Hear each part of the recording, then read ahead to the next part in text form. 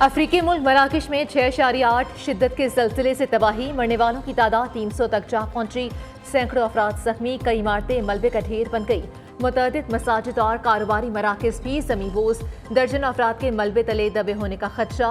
अमरीकी जियोलॉजिकल सर्वे के मुताबिक ज़लज़ले का मरकज़ मराकश शहर से 75 किलोमीटर दूर अतलस का पहाड़ी सिलसिला था। गहराई ज़ेरे ज़मीन 18.5 किलोमीटर रिकॉर्ड की गई, जबकि ज़लज़ले के झटके जनूबी पुर्तगाल तक महसूस किए गए।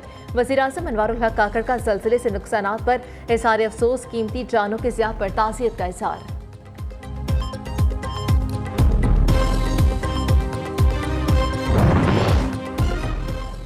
मुल्क में मुआशी इस्तेहकाम कैसे आएगा? सरमाकारी कौंसिल की एपिक्स कमेटी आज फिर सर जोड़ कर बैठेगी।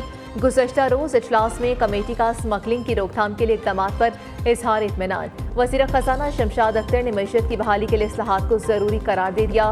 वज़ीर-ए-आज़म अनवारुल हक काकड़ ने कहा कि इक़दामात से आइंदा मुंतखब हुकूमत को भी मुल्क की मईशत की बहाली के प्रोग्राम पर अमल दरामद में आसानी होगी। इजलास में आर्मी चीफ समेत तस्करी क़यादत और वफाकी वज़रा ने शिरकत की।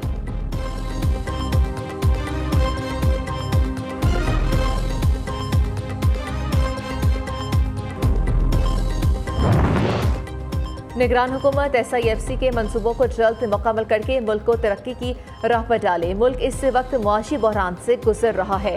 हम सबको सियासत की बजाय मईशत की फिक्र पहले करनी चाहिए। याद रखें कि पाकिस्तान है तो हम सब हैं। साबिक सदर आसिफ अली जरदारी ने कहा कि इलेक्शन कमीशन आइन के मुताबिक इलेक्शन कराएगा। मरदम शुमारी के बाद इलेक्शन कमीशन ने हल्काबंदियां कराने का पाबंद है। आसिफ जरदारी का चीफ इलेक्शन कमिश्नर और तमाम मेंबरान पर भरपूर एतमाद का इजहार।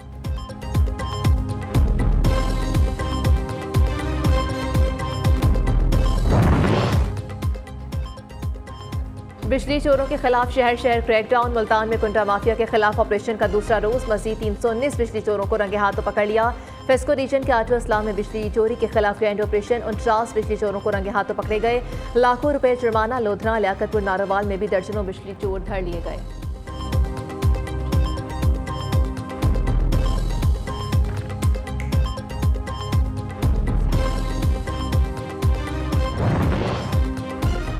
बिजली चोरों के बाद गैस चोरों के गिरद भी शिकंजा सख्त। सुई नॉर्दर्न का इस्लामाबाद के मुख्तलिफ इलाकों में क्रैकडाउन। 250 से जायद गैर कानूनी गैस कनेक्शन पकड़े गए। मीटर जब्त करके मुलजिमान के खिलाफ मुकदमा दर्ज। उधर करक में गैस चोरों के खिलाफ बड़े पैमाने पर ऑपरेशन। मेन ट्रांसमिशन लाइन में लगाए 8 बड़े कनेक्शन काट दिए गए, जबकि 2 असलाह के बराबर गैस से चोरी की जा रही थी। मेन लाइन से जोड़े 300 लोकल कनेक्शन भी मुनक़ता। 30 अफराद के खिलाफ मुकदमा दर्ज। सरगोदा में 15 गैस से चोर पुलिस के हवाले।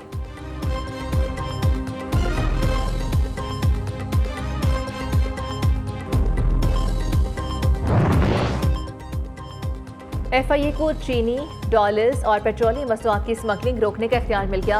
नए मंसूर करदा इख्तियारात से मुतालिक मुरासला भी जारी। फेडरल इन्वेस्टिगेशन एजेंसी को स्मगलिंग के मसले से निपटने के लिए ज़रूरी इक़दाम करने का इख्तियार होगा, जबकि FIA तमाम दाखिली और खारजी रास्तों पर ज़रूरी इक़दाम कर सकेगी। बिजली चोरी की रोकथाम के लिए FIA की खिदमात हासिल कर ली गई।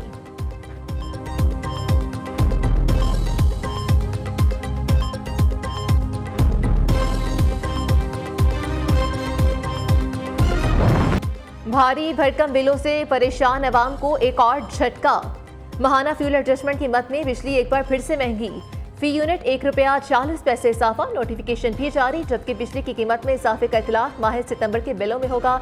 शहरी बिल बिला उठे। कहा कि हुकूमत ने रिलीफ देने की बजाय मजीद तकलीफ दे दी।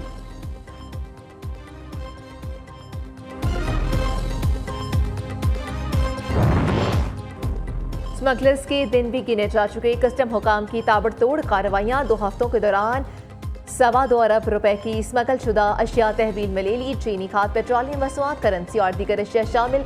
कस्टम्स इन्फोर्समेंट कोयटा ने 1 अरब रुपए मालियत की 1637 टन चीनी पकड़ ली, जबकि उधर कराची में कस्टम इंटेलिजेंस ने 15 करोड़ की स्मगल शुदा अशिया बरामद करके 2 मुलजिमान को गिरफ्तार कर लिया। रेंजर्स की कश्मीर डेरा चेक पोस्ट के करीब कार्रवाई। 18,000 लीटर ईरानी डीजल और पेट्रोल बरामद।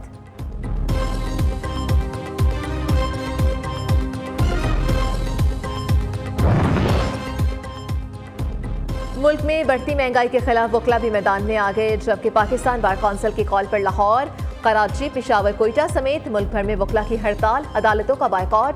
साइलिन को शदीद मुश्किलात का सामना।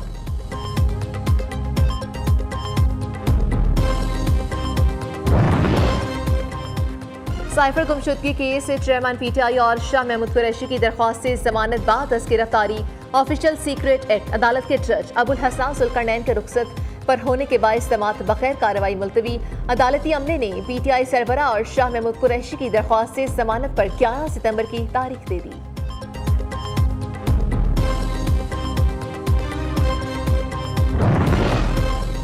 चेयरमैन तहरीक इंसाफ ने साइफर लीक करके हल्फ से गद्दारी की है। वो झूठ बोलते रहे और कौम समझ बैठी के ये निजात दहिंदा है। सब कहानियां थी, हम सब बेवकूफ बनते रहे। पीटीआई के लोगों को जब समझ आएगी वहां देर हो चुकी होगी।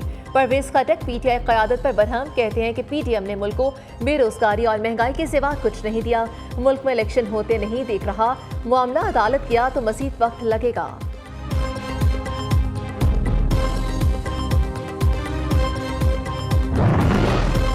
मुल्क में आइंदा आम इंतखाबात। पीपल्स पार्टी आज से इलेक्शन मुहिम का आगाज करेगी। बिलावल भुट्टो सरदारी ने कमान संभाली। पीपी चेयरमैन आज बरास्ता, ठट्टा, सजावल से बदीन पहुंचेंगे। बिलावल भुट्टो का कराची से निकलने के बाद जगह जगह इस्तकबाल होगा। बदीन में मीडिया से गुफ्तगू।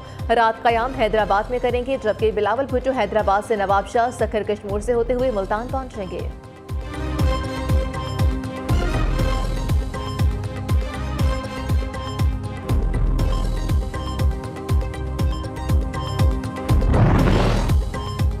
गिलगित बल्तिस्तान के हल्का LA-13 में ज़िमनी इंतखाब पोलिंग का अमल जारी। नून लीग के फरमान, पीपी के अब्दुल हमीद और पीटीआई के खुर्शीद खान में कांटे का मुकाबला मुतवक्के। पोलिंग बगैर किसी वक्फे शाम 5 बजे तक जारी रहेगी। निशिस्त साबिक वज़ीर आला खुर्शीद शाह की नाहली के बायस खाली हुई थी।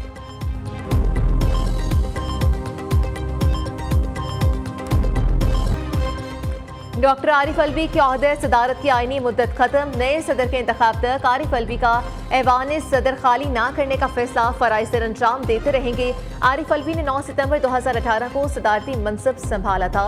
जमहूरी तौर पर मुंतखब आरिफ अलवी 5 साला मुद्दत पूरी करने वाले चौथे सदर बन गए। जबकि सदर मुमलिकत मुस्ताफी हो जाए तो चेयरमैन सेनेट कायम मकाम सदर का ओहदा संभालते हैं।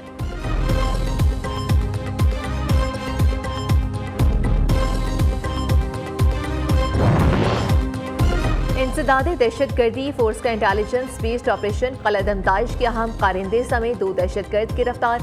कब्जे से बारूदी मवाद, डेटोनेटर, मोबाइल फोन और नकदी बरामद। कार्रवाइयां गुजरावाला और रावलपिंडी में की गई।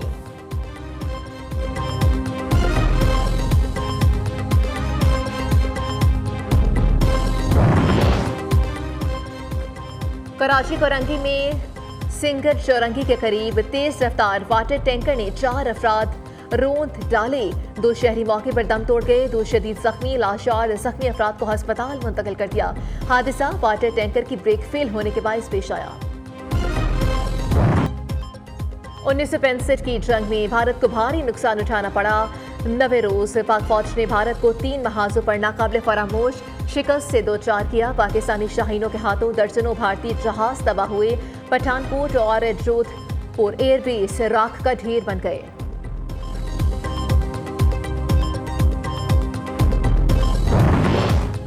भारत की मेजबानी में G20 ममालिक का शोर शुरू होने से कबल ही फ्लॉप हो गया। चीन और रूस के बाद स्पेन के सदर ने भी G20 ममालिक के सरबराही इजलास में शिरकत से माजरत कर ली। इससे कबल चीनी सदर शी जिनपिंग और रूसी सदर व्लादिमीर पुतिन भी इजलास में शिरकत से इनकार कर चुके हैं।